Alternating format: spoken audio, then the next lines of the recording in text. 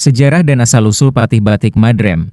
Sosok legendaris yang terkenal sebagai patih setia dan sakti dari Prabu Anglingdarma, dia menguasai kanuragan yang luar biasa hingga sulit dikalahkan. Ia terkenal menguasai ajian Brojo Musti. Ilmu Brojo Musti berasal dari dua kata dalam bahasa Jawa kuno. Brojo yang artinya baja, pedang, atau senjata tajam. Musti yang artinya tangan atau genggaman kekuatan. Secara harfiah, Brojo Musti berarti senjata di dalam genggaman atau kekuatan sejati yang berada di tangan manusia. Namun dalam makna yang lebih dalam, Brojo Musti bukanlah tentang kekuatan fisik semata, melainkan tentang daya spiritual dan kekuatan batin yang terpancar dari kemurnian hati serta keselarasan jiwa dengan alam semesta. Menurut cerita turun-temurun, ilmu ini banyak dipelajari oleh para pendekar, resi, dan leluhur tanah Jawa yang berjuang menegakkan kebenaran tanpa pamrih. Ia dianggap sebagai puncak dari ilmu kanuragan dan kasekten yang hanya dapat diperoleh oleh orang yang telah menundukkan hawa nafsu dan memahami hakikat sejati kehidupan. Filosofi utama Brojo Musti berakar pada pandangan bahwa manusia adalah mikrokosmos, jagat cilik, yang mencerminkan makrokosmos, jagat gede. Dengan kata lain, kekuatan semesta sejatinya ada di dalam diri manusia. Jika seseorang mampu menata batin, menyeimbangkan pikir dan rasa, maka tenaga alam akan berpadu dengan tenaga diri, membentuk kekuatan luar biasa yang disebut Brojo Musti. Dalam pandangan leluhur, Brojo Musti bukanlah kekuatan untuk menghancurkan, melainkan untuk melindungi dan menegakkan keseimbangan. Ia ibarat senjata gaib yang hanya aktif ketika seseorang benar-benar bersih niatnya dan tulus dalam perbuatannya. Pada tahap ini, pengamal diajarkan cara menarik napas, menahan, dan mengalirkannya melalui jalur-jalur tenaga, sulbi, pusar, dada, dan tangan. Kekuatan inilah yang kelak disebut musti, yaitu daya yang bisa memadatkan tenaga menjadi pukulan, tameng, atau getaran yang mampu mengguncang lawan tanpa sentuhan. Brojo Musti sering digambarkan dalam simbol-simbol kebudayaan Jawa. Dalam wayang, kekuatan ini diibaratkan pusaka atau senjata sakti yang hanya bisa digunakan oleh ksatria yang suci niatnya. Dalam tarian atau pencaksilat, gerakan tangan yang kuat dan lentur melambangkan harmoni antara kekuatan dan kelembutan, cerminan Brojo Musti itu sendiri. Dalam doa-doa dan mantra Jawa, istilah Brojo Musti kadang digunakan untuk meneguhkan niat dan keyakinan, bukan sekadar kekuatan fisik, melainkan kekuatan tekad. Ilmu Brojo Musti adalah simbol penyatuan antara kekuatan lahir dan batin, antara tenaga dan kebijaksanaan. Ia bukan sekadar ilmu kanuragan, tetapi jalan spiritual menuju kesempurnaan diri. Bagi mereka yang mampu menguasainya dengan hati yang bersih, Brojo Musti menjadi senjata abadi, bukan untuk berperang melawan manusia, melainkan melawan hawa nafsu dan kegelapan batin. Sebagaimana ajaran leluhur Jawa berkata, "Sopo sing bisa ngrebut brojo saka tangane dewe, iku wong sing sejati."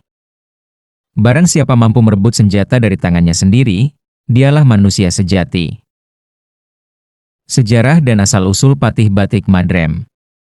1. Awal mula dan asal-usul.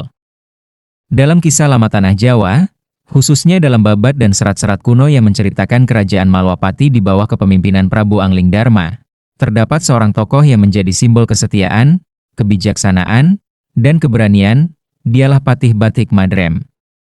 Nama, Batik Madrem, berasal dari dua kata kuno Jawa. Batik, berarti terpola, tergambar dengan rapi, menggambarkan seseorang yang memiliki tatanan hidup yang teratur dan penuh perhitungan. Madrem, berarti berani namun penuh perasaan, atau dalam makna kiasan, orang yang berani karena benar. Konon, Batik Madrem bukanlah manusia biasa. Ia dilahirkan dari garis keturunan residen sakti dari Gunung Lawu, seorang pertapa yang menikah dengan putri seorang panglima kerajaan tua bernama Arya Setawulung. Sejak kecil, Batik Madrem sudah memperlihatkan tanda-tanda kesaktian. Ia mampu membaca tanda alam, menundukkan binatang buas, dan memahami bahasa roh penjaga hutan. Ilmu ini kelak menjadikannya sangat penting dalam pemerintahan Anglingdarma. 2. Pertemuan dengan Anglingdarma. Ketika Anglingdarma muda masih menjabat sebagai putra mahkota di kerajaan Malwapati, ia berkelana menyamar untuk mengenal kehidupan rakyatnya. Dalam salah satu pengembaraannya ke lereng Gunung Wilis, ia bertemu dengan Batik Madrem yang saat itu masih hidup sebagai pertapa muda penjaga hutan. Dalam pertemuan itu, Batik Madrem menolong Angling Dharma dari serangan gerombolan perampok yang hendak merampas harta dagangan rakyat. Dengan kesaktiannya, Batik Madrem mampu melumpuhkan mereka hanya dengan sekali tepukan tangan, membuat para perampok terpental jauh tanpa luka.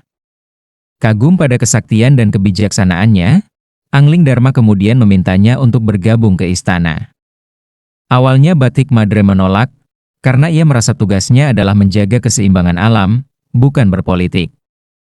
Namun setelah mendapat petunjuk gaib dari gurunya, Begawan Sembada, ia akhirnya turun gunung dan bersumpah setia menjadi patih kerajaan Malwapati. 3 masa kejayaan di bawah Prabu Angling Dharma. Sebagai patih, Batik Madrem bukan hanya ahli strategi perang, tetapi juga penasihat spiritual kerajaan. Ia mengatur pemerintahan dengan adil, mengawasi urusan rakyat, dan menjaga hubungan diplomatik dengan kerajaan tetangga. Salah satu kisah paling terkenal adalah ketika kerajaan Malwapati diserang oleh pasukan dari kerajaan Bantarangin, yang dipimpin oleh Raja Sombong bernama Prabu Yuyuk Saputro. Dalam peperangan besar itu, Batik Madrem tampil sebagai panglima utama. Dengan taktiknya yang cerdik, ia memanfaatkan kabut gunung dan jalur hutan untuk mengepung musuh tanpa diketahui. Pasukan Bantarangin akhirnya menyerah tanpa banyak korban. Namun, Batik Madrem bukanlah prajurit yang haus darah. Ia selalu berpesan, kemenangan sejati bukanlah menumpas musuh, tetapi menundukkan amarah dalam diri sendiri. Kata-kata itu kemudian diabadikan dalam serat Kauruh Angling Dharma sebagai salah satu ujangan kepemimpinan yang abadi. 4 Kisah kesetiaan dan ujian Batik Madrem. Kesetiaan Batik Madrem kepada rajanya diuji ketika Prabu Angling Dharma memperoleh anugerah istimewa, kemampuan memahami bahasa semua makhluk. Namun, anugerah itu datang dengan sumpah berat. Jika rahasia tersebut terbongkar kepada manusia lain, maka nyawa Angling Dharma akan binasa. Suatu hari, Batik Madrem melihat rajanya tertawa sendirian mendengarkan suara ayam dan bebek berbicara. Ratu yang tidak tahu sebabnya merasa dipermalukan dan menuduh sang Prabu bermain hati dengan wanita lain. Sebagai patih setia, Batik Madrem terjebak di antara kewajiban menjaga kehormatan kerajaan dan menjaga rahasia rajanya. Dalam kesedihan, Batik Madrem memutuskan untuk berdiam diri di sendang pertapaan, memohon petunjuk agar tidak melakukan kesalahan terhadap rajanya. Dari sanalah muncul legenda bahwa Batik Madrem memperoleh wahyu, satria lelana tanpa duka, yakni keteguhan hati untuk tetap setia tanpa pamrih, meskipun difitnah atau dilupakan. 5 Akhir hayat dan warisan. Setelah Prabu Angling Dharma moksa, hilang secara gaib di Gunung Tunggul karena menepati sumpahnya, Batik Madrem memilih untuk meninggalkan istana. Ia berjalan menyusuri hutan dan lembah, hingga akhirnya menetap di sebuah desa yang kelak dikenal sebagai Desa Madreman, di wilayah perbatasan Blora dan Bojonegoro sekarang. Di sanalah ia menghabiskan sisa hidupnya sebagai pertapa bijak, menurunkan ilmu kepemimpinan, kesaktian, dan laku spiritual kepada murid-muridnya. Banyak orang percaya bahwa semangat Batik Madrem masih menjaga tanah Jawa hingga kini, sebagai lambang pengabdian tanpa pamrih dan kesetiaan abadi. 6 Makna filosofis Patih Batik Madrem.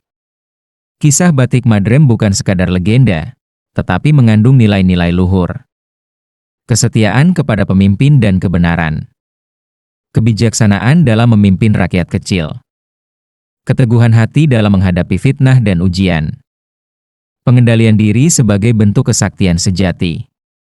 Oleh sebab itu, dalam berbagai tradisi wayang dan serat Jawa, nama Batik Madrem kerap disebut bersanding dengan tokoh bijak seperti Semar, Nala, dan Sumantri, karena dianggap perwujudan manusia utama, yang kuat namun rendah hati, sakti namun berbakti.